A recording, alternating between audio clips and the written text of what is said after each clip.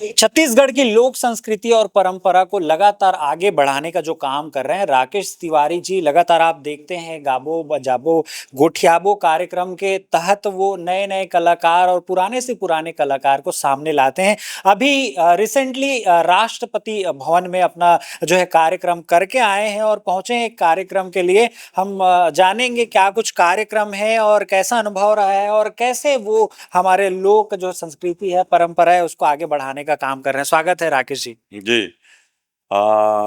मैं तो रिटायर हो गया हूँ, पहले सर्विस में था।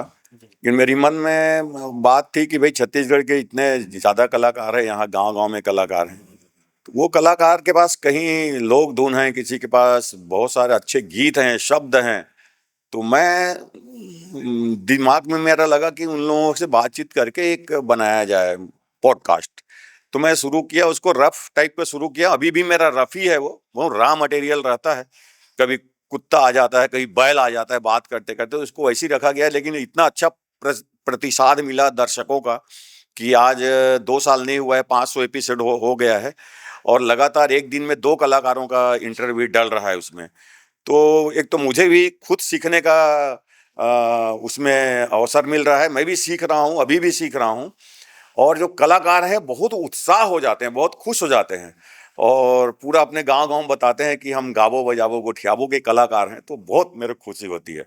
बिल्कुल लोगों का प्यार तो अपार मिल रहा है आपको, लेकिन रिटायर होने के बाद बहुत सारे लोगों को हम देखते हैं कि थक जाते हैं या अब क्या करना है ऐसा एक माइंडसेट आ जाता है। लेकिन आप वहीं से एक नई शुरुआत किए हैं बिल्कुल। और छत्तीसगढ़ की जो परंपरा है संस्कृति उसको बढ़ाने का संजोने का काम कर रहे हैं। कैसे दिमाग में आया, किनको देखकर ये आपको ख्याल आया? मैं पहले संस्कृति विभाग में भी था, कलाकारों को देखता रहता था, करीब से देखा हूँ हर कलाकार को।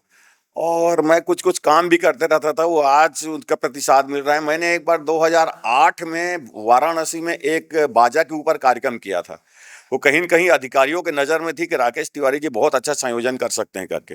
तो अभी एट होम कार्यक्रम में राष्ट्रपति भवन से फ़ोन आया, वहाँ संगीत नाटक अकेडमी से, कि तिवारी जी ऐसा-ऐसा आपको करना है, 4 राज्य के कलाकार आ रहे हैं, उसको संयोजित करना है।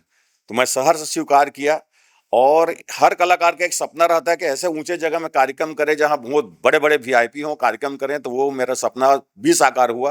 तो राष्ट्रपति भवन में हम लोग 4 दिन थे, वहाँ रिहर्सल किए और 15 अगस्त को एट होम कार्यक्रम में एक कार्यक्रम प्रस्तुत करने का मौका मिला, जिसमें खुद मैं मांदर और दफड़ा बजाया, साथ ही हमारे महाराष्ट्र, गोवा, मध्य प्रदेश के कलाकार भी थे। और उस कार्यक्रम में द्रौपदी मुर्मू जी थी, 2 बार हमसे मिली वो, फ़ोटो सेशन हुआ, प्रधानमंत्री जी आए वो भी मिले और उप राष्ट्रपति जी मिले, ओम बिड़ला जी मिले, बहुत सारे जो कैबिनेट के मंत्री थे वो सब मिले। तो ये बहुत ही अच्छा मौका था और मैं चाहता हूँ मेरी ज़िंदगी की सबसे अचीवमेंट है। बिल्कुल, तो जब आप नौकरी कर रहे थे, जब सर्विस में थे, उस समय ऐसा कुछ ख़्याल आया था कि ऐसा मेरे साथ ऐसा इंसिडेंट होगा? और क्या नौकरी करते थे वो थोड़ा-सा भी दर्शकों को मैं बताइए? तो डेयरी डेवलपमेंट कारपोरेशन में नौकरी करता था, उसके प्रतिनियुक्ति में संस्कृति विभाग में था। वहीं से मेरा कलाकारों से जुड़ाव हुआ।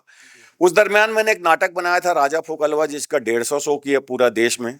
तो मेरे दिमाग में था कहीं न कहीं मैं कलाकारी में था और अभी भी छूटा नहीं था, उस समय भी नहीं छूटा था, आज भी नहीं छूटा है। ठीक है, अब कलाकारी की बात करें तो जैसे आपने बताया कि मांदर, तपड़ा, तो ये सब जो है कला में पारंगत कब हुए आप? सर्विस के बाद कि बचपन से ही आप मतलब घर का माहौल ऐसा था? नहीं, बचपन में मैं दादाजी के साथ जाता था, उस समय नगाड़ा बजाया करता था। मैं 10 साल की उम्र में बहुत बढ़िया नगाड़ा बजाता था और दफड़ा बजाता हूँ, निशान बजाता हूँ, मांदर बजाता हूँ और बहुत सारे हारमोनियम और बहुत सारे वाद्यों में आज भी मैं अच्छे पारंगत हूँ और अधिकार के साथ बजा सकता हूँ। बिल्कुल, तो मल्टी टैलेंटेड कलाकार हैं, गाते हैं, बजाते हैं। कुछ छत्तीसगढ़ी जो लाइन आपके दिल के बहुत करीब, वो दर्शकों के लिए यदि गुनगुनाना चाहेंगे तो? हुँ।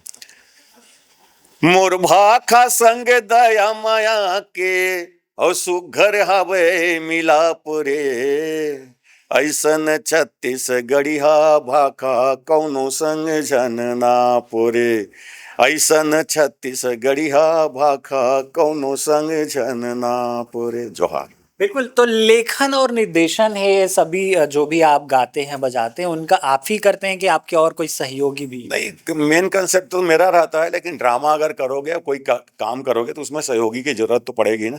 जी। माने एक बाजा बजेगा, उसके साथ सहायक रहेंगे, नाटक का डायरेक्शन कर रहा हूँ, नाटक लिख रहा हूँ, तो बहुत सारे कलाकार, 10-20 कलाकार की जरूरत पड़ती है, तो वो टीम इकट्ठा करना पड़ता है। बिल्कुल, बिल्कुल और आपको पहले तो बधाई लक्ष्मण मस्तूरिया जी के नाम से आपको सम्मान भी मिला है, तो थोड़ा-सा बताइए कि वो सम्मान किस लिए मिला है, कहाँ मिला? देखो, मैं हर क्षेत्र में अलग-अलग काम करता हूँ। पहले तो मैं लोक नाट्य के क्षेत्र में काम किया, तो मुझे संगीत नाटक अकादमी ने राष्ट्रपति द्वारा 1917 में लोक नाट्य के लिए सम्मान मिला, संगीत नाटक अकादमी।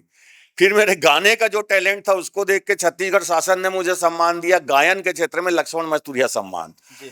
और कई क्षेत्र इस टाइप के हैं, तो वो अलग-अलग क्षेत्र में मुझे मिलते रहता है।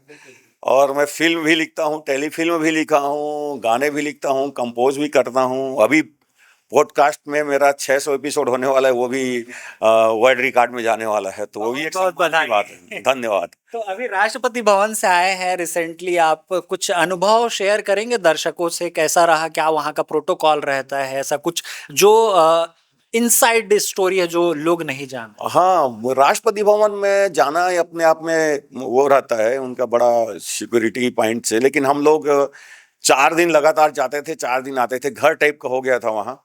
और सिक्योरिटी लोग भी पहचानने लग गए थे। और बहुत सारे अधिकारी रोज आ जाकर रिहर्सल देखते थे, आज कहाँ बैठेंगे, क्या होगा, कैसे होगा, ड्रेस क्या रहेगा, एक एक चीज़ का ध्यान रखना पड़ता है कलाकार को। बाजा है तो बाजा ऐसा नहीं, बाजा को सजाना पड़ता है।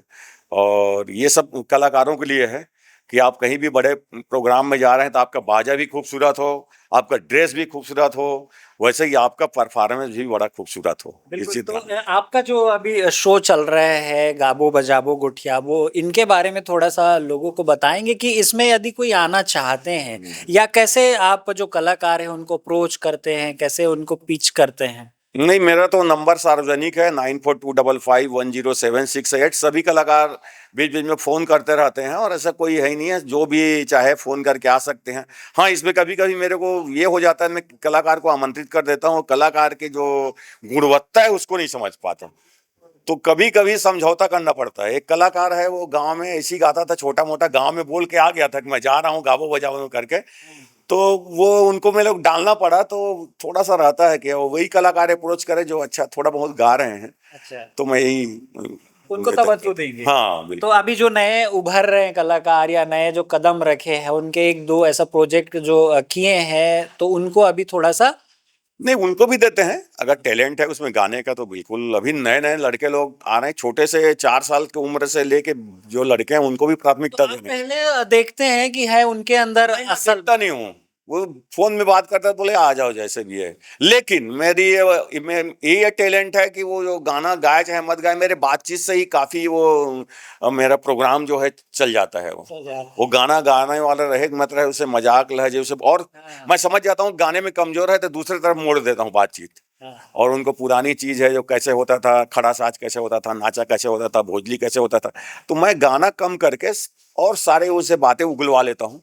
और जो मेरे लाइब्रेरी के लिए भी अच्छा रहता है और वो चलता भी है वो। बिल्कुल, तो ठेठ छत्तीसगढ़ी में रहता है, तो अब जो आपके हम उम्र के हैं, जो थक हार जाते हैं, अब क्या करना है आगे? तो उन लोगों को मैसेज और आज के युवा जो हैं, जो कुछ करना चाहते हैं कला के क्षेत्र में, उनको क्या कुछ कहेंगे? हाँ, मैं यही कहूँगा कि भई अपने संस्कृति को कभी ना छोड़े, संस्कृति से जुड़ा रहे, और जो रिटायरमेंट वाले व्यक्ति हो गए उसके लिए तो और बढ़िया है। वो इस सब चीज़ को संग्रह करे, गाए, बजाए, अगर टैलेंट है तो वो टैलेंट को आगे बढ़ाए।